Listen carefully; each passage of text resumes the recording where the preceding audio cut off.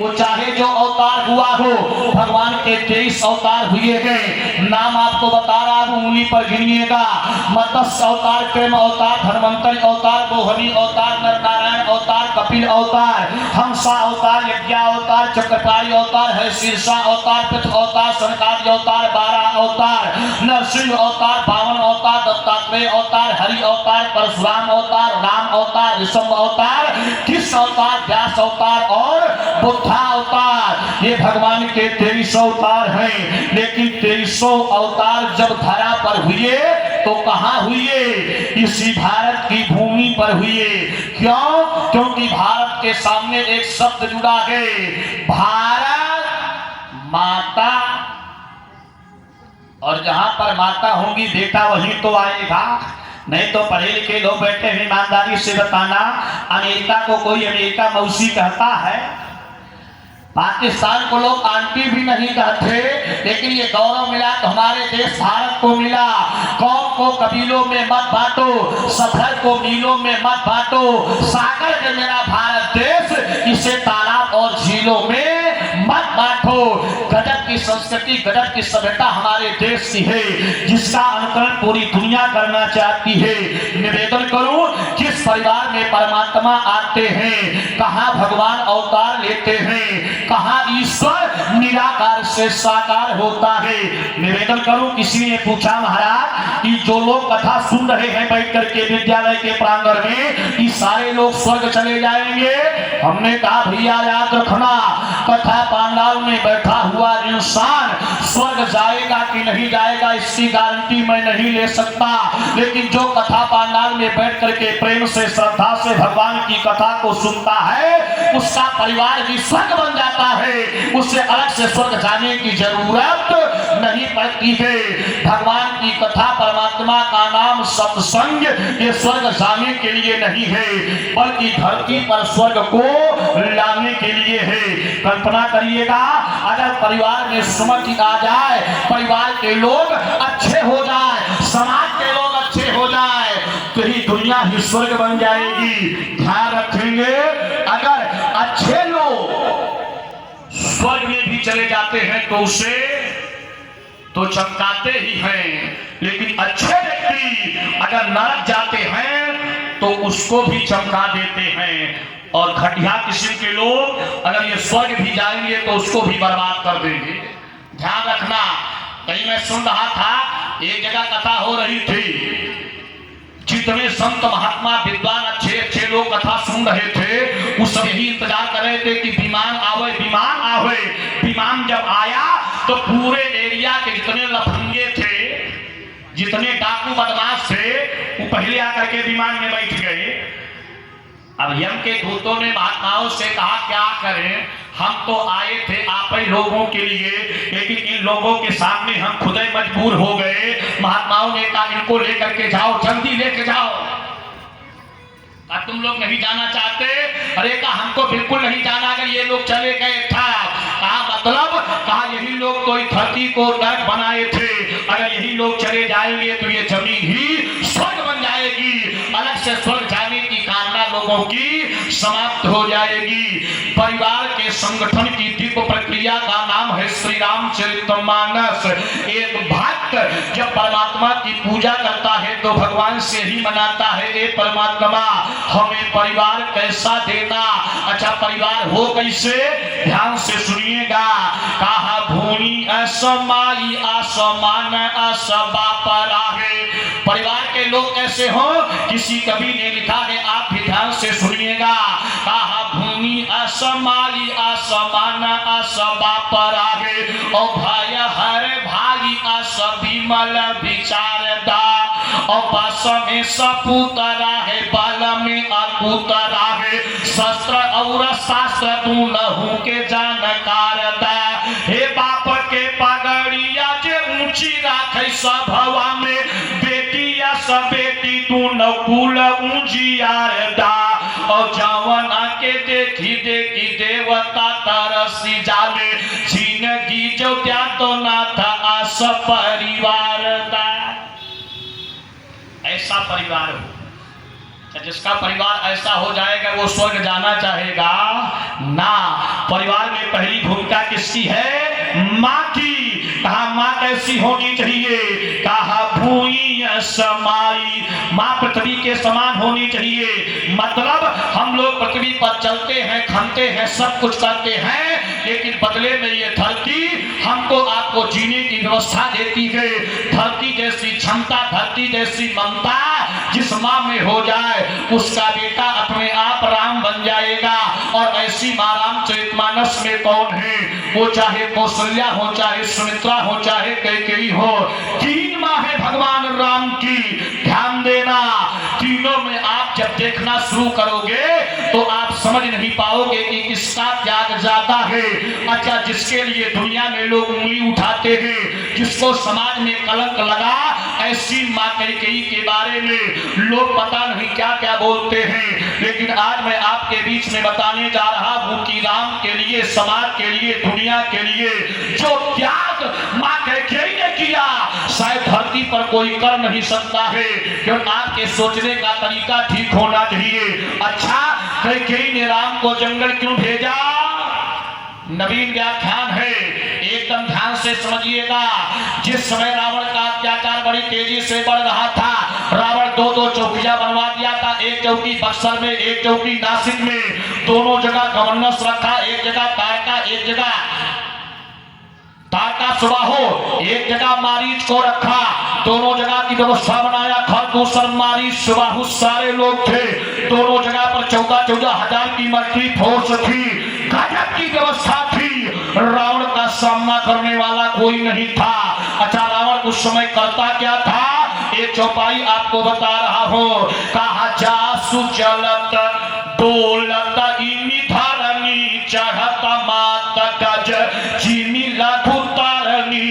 रावण जैसा अत्याचारी मतवाला हाथी धरती जैसी पृथ्वी की इस नैया को, छोटी सी नाव को रसातल में ले जाने का प्रयास कर रहा है।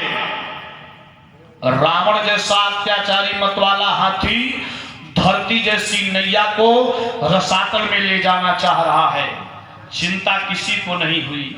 सोचने लगी महारानी कैकेयी। कैकेयी ने विचार किया, इस अत्याचारी मतवाले हाथी से लड़ने के लिए एक धार्मिक हाथी की आवश्यकता है।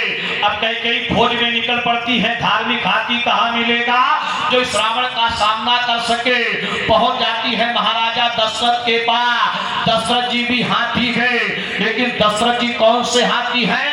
कहा जाई दीख रघुवंश मन नरपत निपट कुसाज, पर उत्साह में लक सिंह नहीं मनहु वृद्ध गजराज। दशरथ जी हाथी तो हैं, लेकिन वृद्ध हाथी हैं। रावण मतवाला हाथी के, एक वृद्ध हाथी मतवाले हाथी का सामना नहीं कर सकता है। अब कैकेयी ने सोचा कि मतवाले अत्याचारी हाथी से लड़ने के लिए एक मतवाला धार्मिक हाथी मिलना चाहिए। खोजने लगती है। दूसरे मतवाले हाथी कौन है? रामचरितमानस में भगवान राम। कहाँ लिखा गया है? बालकांड में, जिस समय राम जी धनुष तोड़ने के लिए मिथिला की धरती पर जा रहे थे, तमाम देश से सांतर, दीप दीपांतर, राज राजांतर के राजा महाराजा युवराज सारे लोग एकत्र थे। लेकिन जब राम जी चले तो बाबा तुलसी ने बताया राम जी चल कैसे रहे थे। कहा सहज ही चले सकल जग स्वामी, मंजू मात पर कुंजर गामी। राम जी मतवाले हाथी की तरह जा रहे थे। अब कैकेयी के समझ में आ गया कि रावण जैसे मतवाली अत्याचारी हाथी का सामना करने के लिए राम जैसे मतवाले हाथी पर्याप्त है, यही सामना करेंगे। कहा लेकिन एक समस्या है। कहा समस्या कौन सी है? कहा राम जैसे धार्मिक हाथी अभी धुरा में बंधे हैं। यहाँ पर बहुत देर से कथा हो रही है, सब अच्छे श्रोता हैं, इसलिए इस तरह के प्रसंग हर जगह कहे नहीं जाते हैं, लेकिन आप लोग ध्यान बनाए रखेंगे तो मैं सुनाने का पूरा प्रयास करूंगा। कैकेयी ने विचार किया, राम जैसे मतवाले हाथी धार्मिक हाथी तो हैं, लेकिन अभी धुरा में बंधे हैं, और जब तक हाथी धुरा में बंधा रहता है तब तक वो अपने असली बल का प्रयोग नहीं कर पाता है। राम जैसे हाथी के धुरा में बंधे थे, कहा जवन हो जग जन्म भरत को त सकल धारा मधुर धरनी धरत को। राम जैसे धर्म के हाथी भरत जैसे धर्म के धुरा में जुड़े हुए थे। कहा अब तो राम जी काम नहीं कर पाएंगे। कहा काम कब कर पाएंगे? कहा जब धुरा से अलग हो जाएंगे। कहा तो धुरा से काटने के लिए कैकेयी ने कैंची उठा लिया। कैंची की धार होती है दो, और कैकेयी को वरदान भी मिलना था दो। महाराजा दशरथ से दोनों वरदान रूपी कैंची को उठा करके आज महारानी कैकेयी ने राम जैसे धर्म के हाथी से भरत जैसे धर्म के धुरा को अलग कर देती है, वरदान मांग लेती है। राम 14 साल के लिए जंगल चले जाए और इधर भरत अयोध्या का राजा बन जाए। लेकिन कल्पना करिएगा माता जी, इस कैकेयी को इतना तो पता ही था कि जब राम हमारे पति महाराज दशरथ से दूर चले जाएंगे तो हमारे मांग का सिंदूर चला जाएगा, माथे की बेदियां उतार दी जाएगी, कलाई का कंगन फोड़ दिया जाएगा, पाप के निहावर मिटा दिए जाएंगे, रंगीन साड़ी हमेशा हमेशा के लिए सफेद हो जाएगी, पीढ़ी तक लोग मुझको कलंकिनी कहेंगे। ये कैकेयी को पता था, लेकिन कैकेयी ने सोचा अगर ऐसा हुआ नहीं तो जगत का कल्याण कैसे होगा। जंगल में तमाम आश्रमों में जो महात्मा लोग राम के लिए इतने दिनों से तपस्या कर रहे हैं, इंतजार कर रहे हैं, उनको दर्शन कैसे मिल पाएगा अगर राम राज्य की जंजीर में जकड़ लिए जाएंगे। तो आज अपने कमल के पुष्प से कोमल हृदय को कैकेयी ने कठोर पत्थर की तरह बना लिया। कैसे बना लिया? पृथ्वी की तरह बना लिया। कहा भूमि समाई, पृथ्वी जैसा अपना कलेजा बना लिया मैया कैकेयी ने। ये तो माँ है, और एक माँ कौशल्या जो राम की अपनी माँ है। ध्यान देना, प्रातः काल का समय है, कौशल्या को अभी तक यही पता है कि आज मेरा बेटा राम राजा बनने वाला है, आज मेरा बेटा सिंहासन पर बैठेगा, मेरी बहू सीता राम के बाएं बगल महारानी के रूप में प्रतिष्ठापित होगी। यही सोच रही थी, इतने में राम जी का आगमन हो जाता है। राम जी मुस्कुरा रहे थे। माँ कौशल्या ने देख करके कहा बेटा चलो स्नान कर लो, थोड़ा से मिष्ठान खा लो, आज तो तुमको अयोध्या का राजा बनना है। राम ने गर्दन हिला करके कहा माँ राजा बनना नहीं है, मैं तो राजा बन गया। माँ ने पूछा लाल मेरा बेटा राजा बन गया, मुझको पता भी नहीं चला, आखिर तुम राजा कब बने? राम ने धीरे से कहा माँ पिताजी ने थोड़ा से परिवर्तन कर दिया। अरे बेटा परिवर्तन क्या कर दिया? कहा कल तक योजना थी कि राम अकेले राजा बनेंगे, लेकिन आज तो पिताजी ने दो लोगों को राजा बना दिया। कौशल्या ने कहा बेटा 2 लोगों को राजा कैसे बनाया? कहा अयोध्या का राजा बनाया जाएगा मेरे छोटे भाई भरत को। कौशल्या ने कहा लाल अगर अयोध्या का राजा भरत बनेगा तो तू कहां का राजा बनेगा? राम ने कहा मां मैं जहां का राजा बनने वाला हूं एरिया बहुत लंबी चौड़ी है, ये बात अलग है कि डेवलपमेंट करना पड़ेगा। कहा मतलब?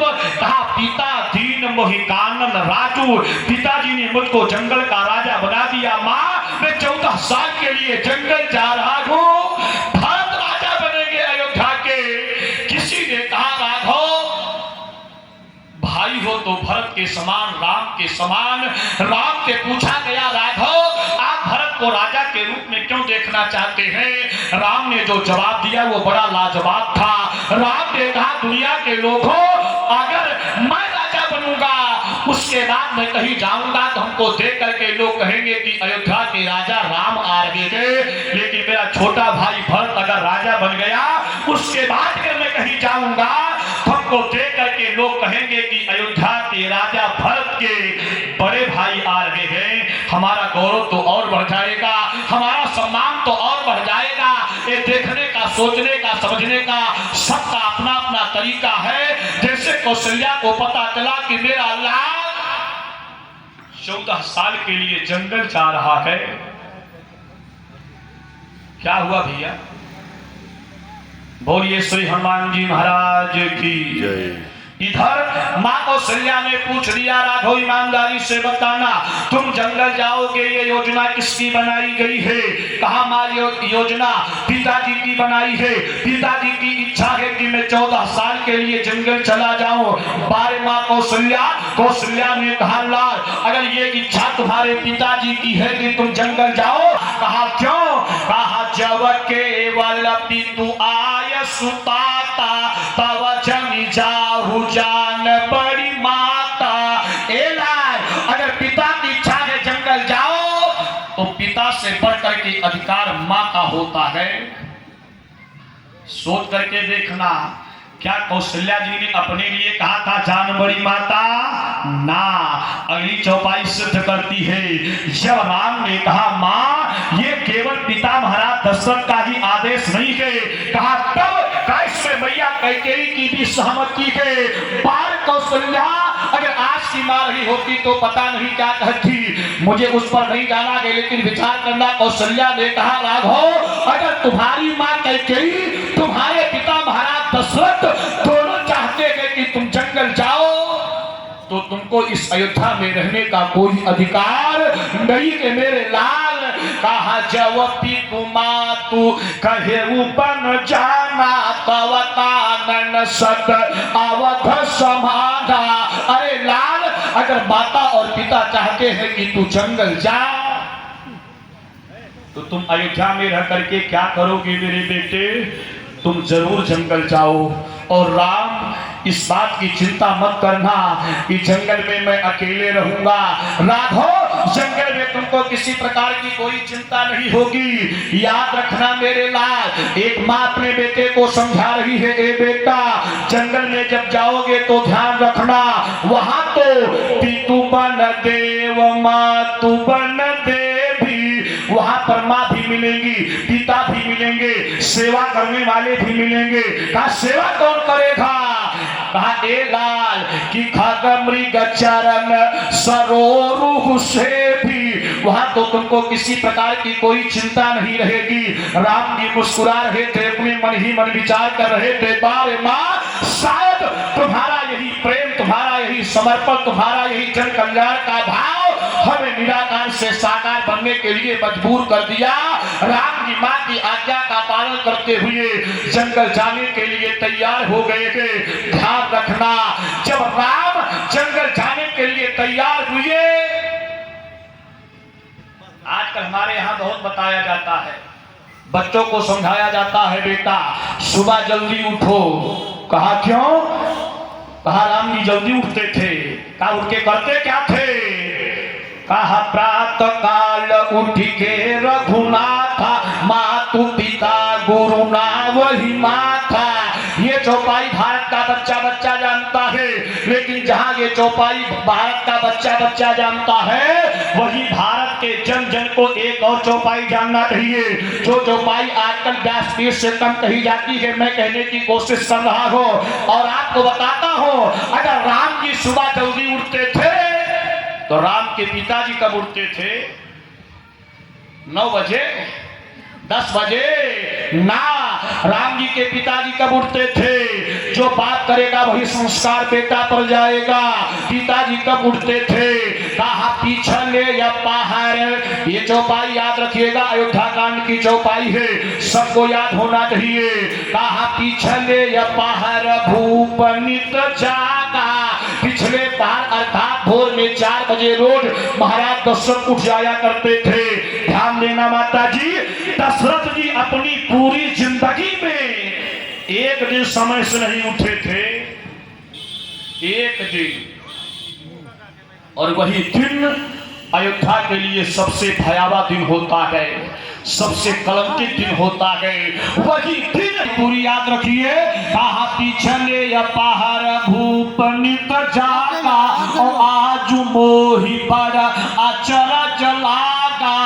जब एक दिन महाराज दशरथ समय से नहीं उठे, भोर में 4 बजे नहीं उठे, तो लोगों को आश्चर्य लगने लगा। अब कल्पना करिएगा, बड़े श्रेष्ठ लोग यहाँ पर बैठे हुए हैं। एक जमाना था जब दशरथ जी भोर में नहीं उठे तो लोगों को आश्चर्य लगने लगा, लेकिन आजकल अगर कोई भोर में 3:30-4 बजे उठने लगे तो परिवार वाले टेंशन में हो जाएंगे, अगल बगल वाले तनाव में हो जाएंगे। क्या मामला है, काहे इतनी जल्दी उठ गए, लोगों को आश्चर्य लगने लगता है। मतलब पहले का जो स्वाभाविक था वो आज का आश्चर्य बन गया है, पहले का जो आश्चर्य था वो आज का स्वाभाविक बन गया है। लेकिन जहां बड़े लोग मर्यादा के लकीर के विपरीत काम करना शुरू करते हैं तो वहीं से हमारे यहाँ के संस्कार बिगड़ने लगते हैं। दशरथ जी एक दिन समय से नहीं उठे, एक दिन वहां महापुरुष समय से नहीं जगा, परिणाम क्या हुआ, बेटा जंगल जाने के लिए तैयार हो चुका है। माता जी जिस समय राम जी जंगल जाने के लिए तैयार हुए पता चल गया अम्बा पराम्बा जगदम्बा जगत जननी विश्व ब्रह्मांडोत्तरी त्रिपुर सुंदरी विश्व वंदनी विदेह तनया वैदेही मां जानकी को आज हमारे प्राणनाथ प्राणपति जीवनाधार प्राणाधार सर्वेश्वर परमेश्वर अयोध्या की सरजमी को छोड़ करके जंगल जाने के लिए तैयार है। ध्यान रखना माता जी, वो सुकुमार कोमल सीता आज पहुंच जाती है उसी स्थान पर जहां पर राम और मैया कौशल्या दोनों आपस में बात कर रहे थे। मां के चरणों में प्रणाम करती है, पति का पद बंधन करती है। सीता जी बैठ करके अपने मन में विचार कर रही है, देखना कि कौन पुण्यवान है। मतलब कि तनु प्राण की केवल प्राणा अविधि कर तब कछु जाई न जाना। सीता जी सोच रही है, देखना है कौन पुण्यवान है। राम जी के साथ हमारा शरीर और प्राण दोनों जाएगा या कि केवल प्राण जाएगा। इसका मतलब अगर हमारे पतिदेव साथ लेकर के गए तब तो शरीर और प्राण दोनों जाएगा, अगर साथ लेकर के नहीं गए तो ये शरीर तो भले नहीं जा पाएगा लेकिन राम के वियोग में प्राण तो जरूर चला जाएगा। सीता जी ने प्रस्ताव रखा, प्रभु अगर आज आप अयोध्या छोड़ करके जा रहे हैं तो कृपा करके हमको भी साथ लेकर के चलिए। और जब सीता जी जंगल जाने के लिए तैयार हुई, सास कौशल्या ने देखा, राम से पूछ देती है, राघव ये तुम्हारे साथ जो जंगल जाने के लिए तैयार है ये कौन है? राम के मुख से निकला, मेरी पत्नी है। कौशल्या ने गर्दन हिला दिया, राघव जो तुम बता रहे हो सीता का संबंध अयोध्या से केवल तुम्हारे पत्नी मात्र तक का नहीं है। कहा तब ये सीता कौन है माँ, जरा आप ही बता दीजिए। कहा जब ये सीता जनकपुर से अयोध्या के धरती पर आई थी उसी समय तुम्हारे पिता ने मुझसे बता दिया था, वो प्रसंग जरा ध्यान में लेकर के आइए। कौशल्या को बुला करके दशरथ ने पूछा था, कौशल्या ये कौन है? कौशल्या के मुख से निकला, राम की पत्नी है। दशरथ ने गर्दन हिलाया, नहीं। कहा भरत लक्ष्मण शत्रुघ्न की भाभी है? कहा नहीं। कहा हमारी पुत्र वधू है? कहा नहीं। कहा कैकेयी सुमित्रा की पुत्र वधू है? दशरथ ने कहा नहीं। कहा आपकी पुत्र वधू है? दशरथ ने कहा नहीं। कहा जनक और सुनैना की लाडली बिटिया है? दशरथ ने कहा नहीं। कहा महाराज तो ये कौन है, जरा आप ही बता दीजिए। उस समय दशरथ ने एक बात बताया था, कौशल्या याद रखना ये सीता कौन है। कहा कौन है? एक ससुर बता रहा है अपनी बहू के लिए, और किससे? बहू की सास से। ये सीता कौन है ध्यान देना।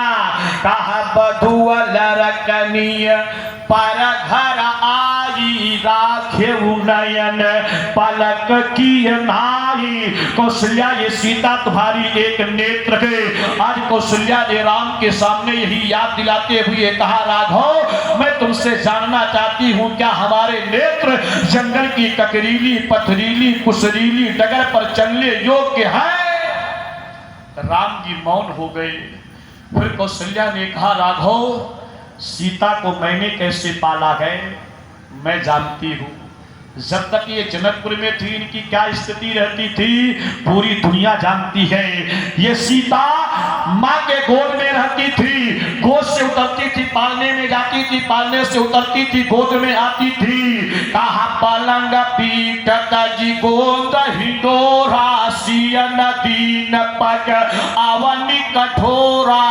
कि सीता ने कठोर पृथ्वी पर अपने पैर को नहीं रखा है राघव, और सीता आकर जंगल में कैसे रह पाएगी। ऐसा करो कि सीता जंगल न जाने पाए। याद रखिएगा माताएं बहनें बैठी है, ये वही आर्यावर्त की भूमि है, भारत की धरती है, जहां एक जमाना था सास सोच रही है कि बहू हमसे दूर न जाने पाए। कौशल्या ने कहा राघव सीता को मैंने कैसे पाला है मैं जानती हूं। अच्छा पहले आपको बता दूं कि सास किसे कहते हैं, बहू किसे कहते हैं। पहले जान जाइए सास कौन है। का शरीर में सबसे कीमती चीज है श्वास। जो अपने बहू को अपने श्वास से बढ़ करके मानती हो उसी को सास कहते हैं। बहू भी सामान्य शब्द नहीं है। पा माने बंधन, हा माने हस्ती। जो अपने माता पिता और भाई के बंधन को बरकरार रखते हुए सास ससुर और पति के बंधन में बंधने के लिए अपनी हस्ती को मिटा देती हो उसी को बहू कहते हैं। लेकिन अब तो जमाना बदल गया। सास ने कहा हमारा नाम के सास, इतना काम कराऊंगी कि सांस नहीं लेने दूंगी। बहू ने कहा माता जी आप नहीं बदल गई हो, हमारा भी नाम है बहू, ज्यादा मत बोलना नहीं तो चूस जाऊंगी लहू। सब बदल गए, लेकिन ध्यान रखना इसी सारी विकृति को संस्कृति में बदलने के लिए ही इस तरह के आयोजन किए जाते थे। कौशल्या ने राम से कहा राघव पता है तुमको मैंने सीता को कैसे पाला है। कहा कैसे। कहा जियन मूरी जिमी जोगवती रहे दीप बाती नहीं तारन कहे। मैंने सीता को कभी दीपक में बाती भी मिलाने के लिए नहीं